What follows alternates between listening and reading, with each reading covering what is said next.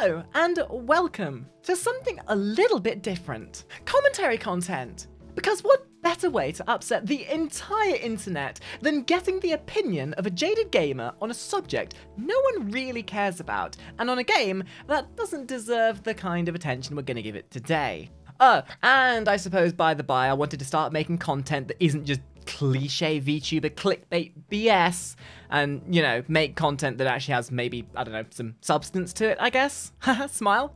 Now, it may not seem like it by my cynical nature, but I do love video games. Yes, 3D virtual fantasy character on the internet likes video games. What a concept, am I right?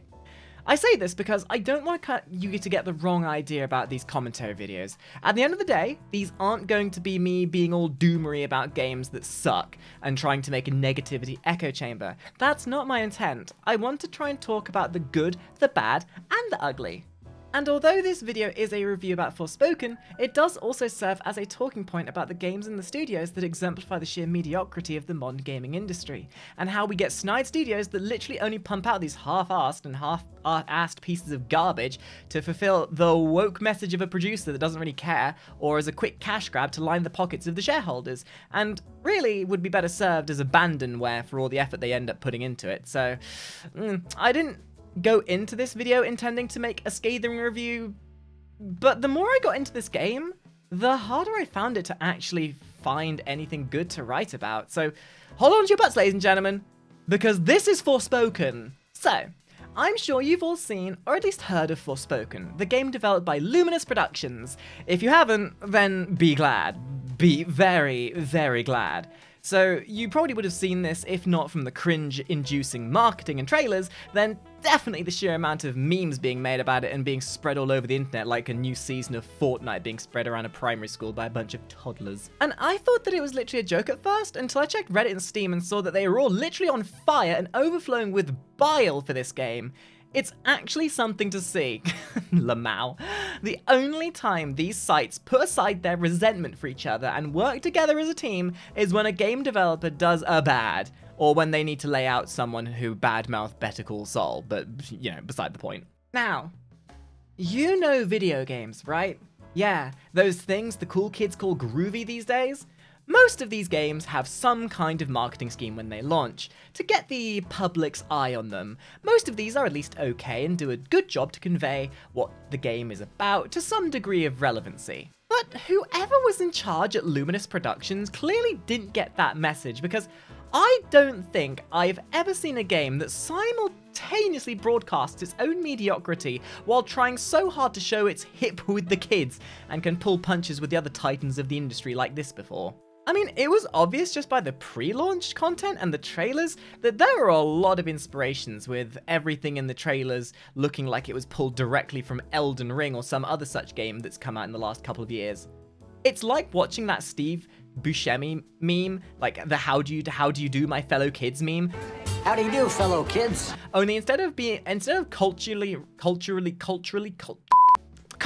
relevant memes, it's cringy game devs trying to show how relevant they are while missing every point of relevancy they tried to— wow, every point of relevancy they tried aiming for. God, that's going to require a lot of editing.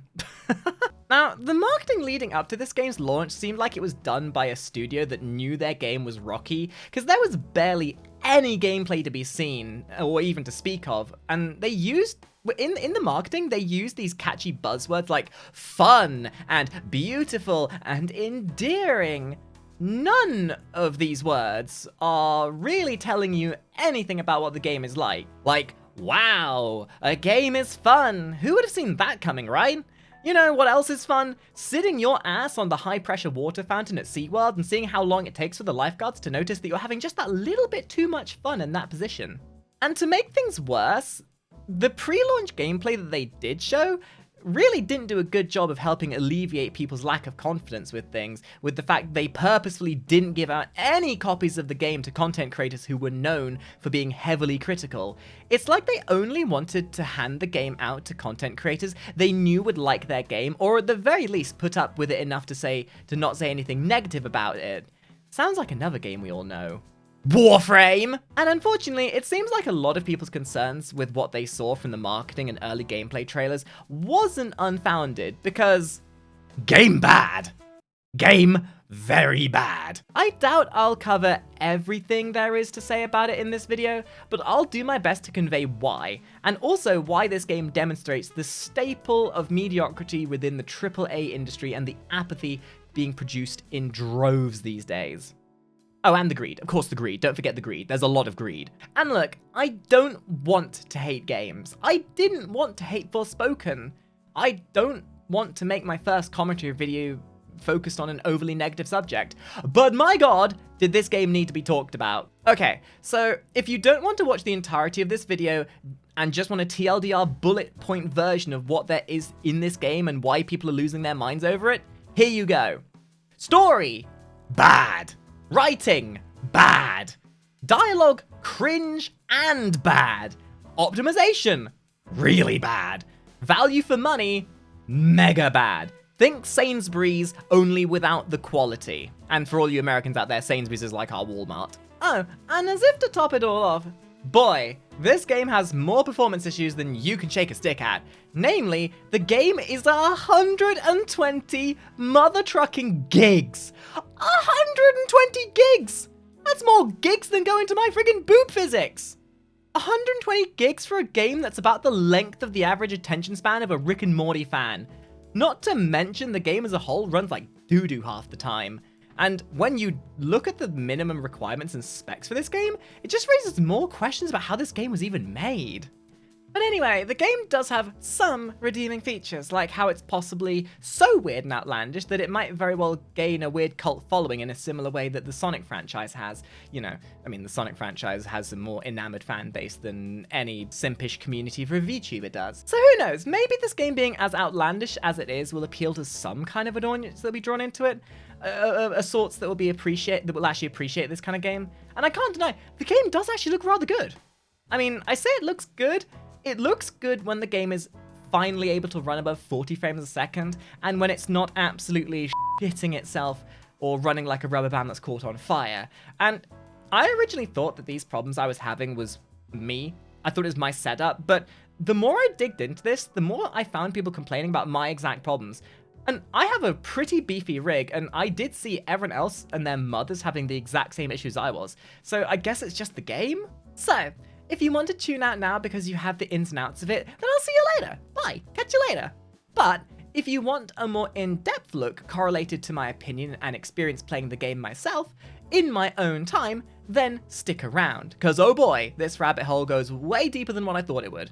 And of course, this is all just my opinion. I'm not expecting you to agree with me. Because let's face it, I'm a VTuber, and I know that you've all been trained like gibbons at a typewriter, writing out the world's longest poem, to instantly distrust anything a VTuber says to be true. But I assure you, I'm not a typical VTuber. And if you did enjoy this game, and are trying to be contrarian to everything I say, then, good for you, I guess? Also, sorry? Now, speaking from the mouth of someone who put 5 hours into this game before getting so bored I had to stop playing for risk of needing to game end myself, I don't think this game is worth it in any sense. Don't at me, but if a game hasn't compelled me to keep playing within the first couple of hours at least, it's a telling sign of the game's poor design, especially considering the game is only maybe 9 or 10 hours of actual good story-driven gameplay. And maybe if you're playing the open world mode, you might be able to stretch that to 12 or 13 if you're really trying to squeeze that content cow like Nintendo squeezes their 3 IPs every year. And before anyone says you have to play X amount of hours before it gets good, no! Bad. That's a terrible mindset to have. No game, not even a free-to-play game, should need to egg you along for 50 plus hours before the game actually kicks in earnest. Even free-to-play games should at least drip feed you some level of serotonin and rewarding gameplay to make you feel like the time investment is actually feeling like it's worth it. No game ever should make you say, it's gonna get good after 100 hours. Warframe! Wow, really being mean on Warframe today, aren't we? In my mind, and in the mind of anyone with more than 2 brain cells, this kind of thing would show a severe lack of respect for us as players and our time from any developer that would kind of go on this notion. And Anyway, with Forspoken, the focus, according to the marketing, was supposed to be the story, so if a 10-ish hour game isn't instantly enthralling me right off the bat, then what the hell's going on? And on a minor note, the game is unbearably easy, even on the highest difficulty that's available from the start. As a base, the game comes with 3 difficulties. Focus on story, which is basically game journalist mode, focus on the world, which would be considered the normal world game mode, and take part in challenging battles, which is supposed to be slightly above average difficulty. But even on the hardest difficulty, this game is a literal cakewalk. I had more difficulty getting up and down the stairs after a night out on the piss than I was having with this game on the hardest difficulty mode. Now, I get needing difficulty settings. I'm not being contrarian to that. But these settings are so vapid with what's different between them that it feels like they looked at the flack and hate that the Souls-like games were getting and said, "Ah, yes, we are a Souls game too," in the same sense that Boris Johnson is a functioning human. But I have to ask, who is this for? Who are these difficulty modes for? This game isn't difficult, as I said, even on the hardest difficulty. It's not made to be a challenge. It's not made to be a hard game. And you could argue the same argument that's been had with the Souls series for needing a quote-unquote story mode for the experiential factor of it all. But at least for the Souls games, the argument has had some valid basis for being needed in the first place and suggestion. It just feels weird. The fact that they have these options for a game that's as vapid as my bank account currently. And like, if you're going to make different difficulties, at least make them impactfully different. And hey, just as a suggestion for replayability, and such, if you want to make difficulty matter, you can even encourage people to do harder content by doing that age-old thing that everyone else in the industry has been doing for the last 10 years, by adding extra little goodies into the harder modes, and make the lower difficulty levels a way to unlock the harder difficulty levels, and, I don't know, maybe add New Game Plus features, rather than making it DLC for the future. Now, the story, on the other hand, and the experiential side of things are honestly not really worth talking about by comparison to the problems the rest of the game has. But to give you the general idea, I'll briefly cover the key points. We start the game as possibly one of the most unlikable characters I have ever seen in a game, Frey Holland. And she is a miserable cow. And you can make the argument that it's to show she has a begrudging past and that it's a character building archetype, but I'm sorry. This character has no redeeming features, and this kind of exemplifies a trend in bad character writing that has been popping up in shows like Velma recently, especially in the last year or so through multiple forms of media, where we have characters that are so one-note, it makes even a British politician look relatable. And I have no problem with games pushing a message like, "Woo, girl power," or "Oh no, hard times for X race or demographic." Because if the writing's good enough to back it up and explain it, then it can work really well. But the writing and the story are so blasé in Forspoken that all we get for our main protagonist for the entire game is a mean, ill-spirited, shitty asshole. And no one likes shitty assholes. Every interaction we have with Frey just feels like the writers didn't care or want to flesh her out beyond the idea that she is a sad character. Like, she's sad. But why? She's sad. Okay, why? She's sad. And it's a shame. There was so much opportunity here. And you can't even use the excuse of poor story, of it's just that it's hard to make a multifaceted character, because we've had dozens of games and shows in the past couple of years that have had characters with sad backstories or archetypes, or being slightly begrudged, but in these shows and their respective games, they work because the story and the narrative back them up enough to make them more than just a one-note character. And we feel their growth as we go through the game with them. Frey stays as this one-note character through the entire game, and it is grating. You start the game in New York, which to all the game's credit is rendered and looks amazing. It's lively, feels lived in. You can really feel the sense of overbearingness that it puts down onto our protagonist. Now, Frey ends up having this weirdly paced, oddly jarring court battle which kind of sets her up, where it turns out she's been stealing, and she's been stealing for a local gang, who she then inadvertently meets after the court battle. And if I had to place my finger on a point in the game where I realized things were about to get rocky, it was when the gang you're part of comes around. In this one interaction, we have everything wrong with the game on display in one setting. Bad dialogue, bad reasoning, just bad general, bad everything. It's also when I noticed the animation quality really hit me. This game has this weird, almost Team America style disparity with its facial animations that just feels so off to look at.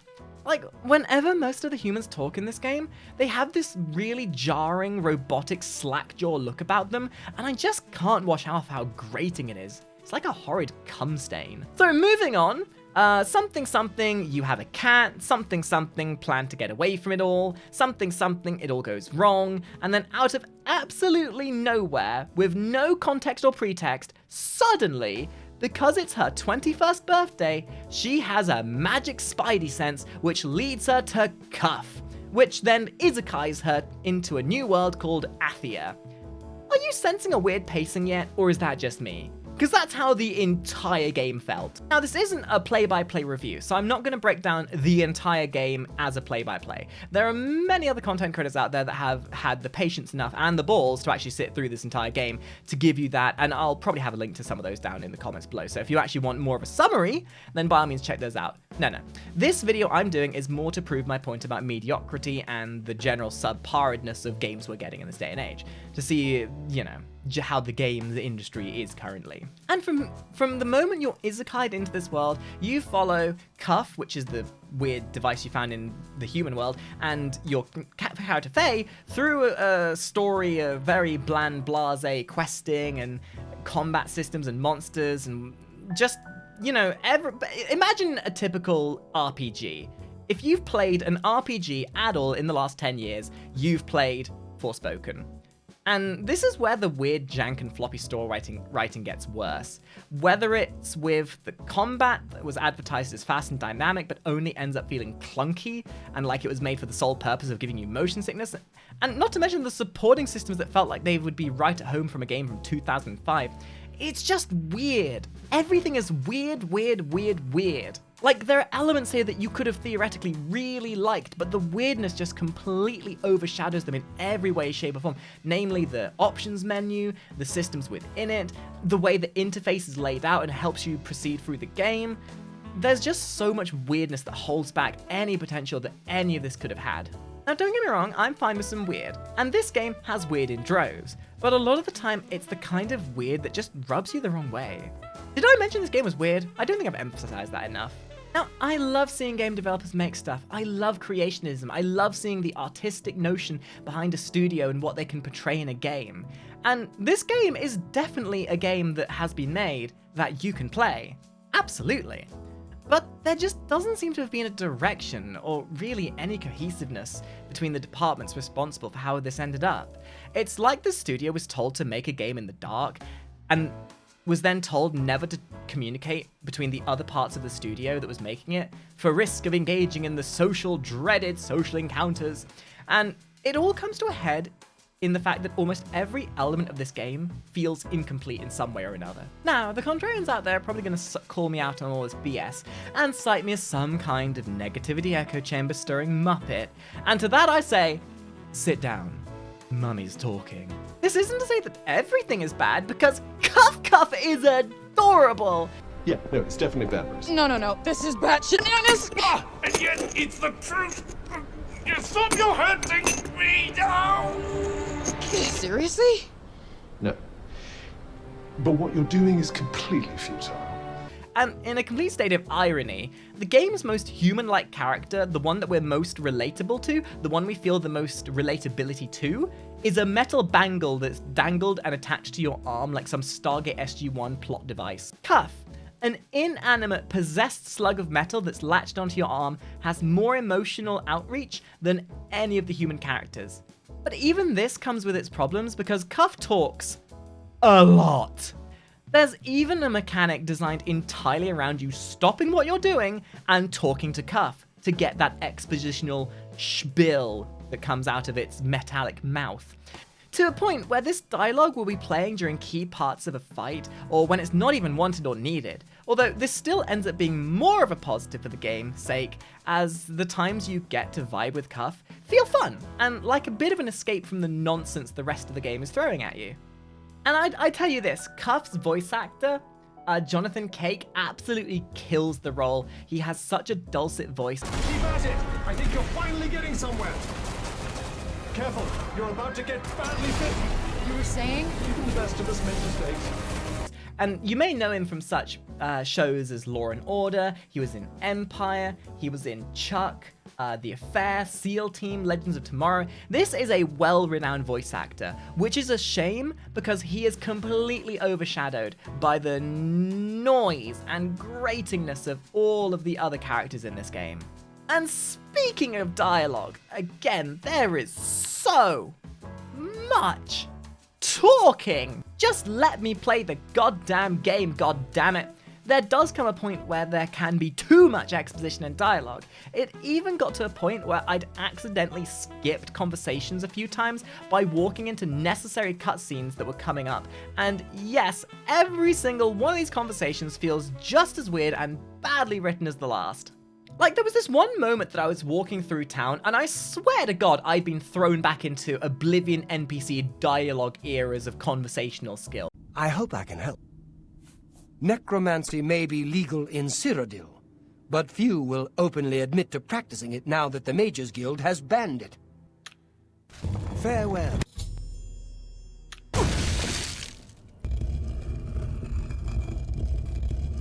Every single side character especially feels like some kind of robot that was just programmed to walk through the environment to make it look like it was inhabited by actual people. But the second you even try to engage with any of these characters, the mask comes off and you realize that they're just secretly a robotic dog in disguise. I mean, good gracious, go back and play Oblivion, or heck, even Morrowind, and you'll see exactly what I mean. There's something telling about a game's dialogues when even a game from 20 odd years ago that was made by someone notoriously bad at writing dialogue in about 5 minutes does a better job of making dialogue than this game.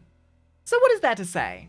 This game is what you expect of a typical, modern AAA production that has been made with about as much love and soul as a Jamie Oliver cookbook. Is it bad? Yes. But could you enjoy it and have a gaming experience by playing it?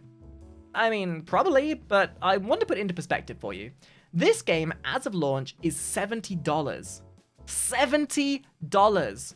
For that kind of price, you'd expect an epically produced saga, not this wishy-washy garbage. Like, where's the quality control? Where's the passion? This is a $20 game in disguise, at best being sold for the same price as an Elden Ring, or a Dead Space, or a Resident Evil. So, thank you for watching. This video kind of went a bit all over the place, and I know it didn't really focus on one subject specifically, but I hope this gives you an idea about the kind of content I plan on producing, and I hope you enjoyed it. I'll be putting out a lot more of this more high-effort content in the future to give you something with a bit more substance than just cliche VTuber clickbait. Not all of it will be as cynical as this one. I admit I did get a bit carried away with how jaded I was to this, but hey. Like, I actually went into recording this thinking I'd have some good things to say about this game. The more I went into this, the more I just found myself unable to write anything positive without being reminded how much this game cost and how little I enjoyed it. For every one good thing, there's about another 20 things waiting in the wings to roger your experience. So yeah. If you have any comments, criticisms, such like, please let me know down below. This is the kind of the content that is way outside my comfort zone, and I'd love to hear your feedback on how I can improve. Feels awfully reminiscent of the good old days of Warframe, just without the impending dread of knowing I'm making content for a community that are literally more interested in circle jerking themselves into oblivion. Anyway, thanks for watching, and I'll see you all in the next video. Bye! Bye-bye! Bye!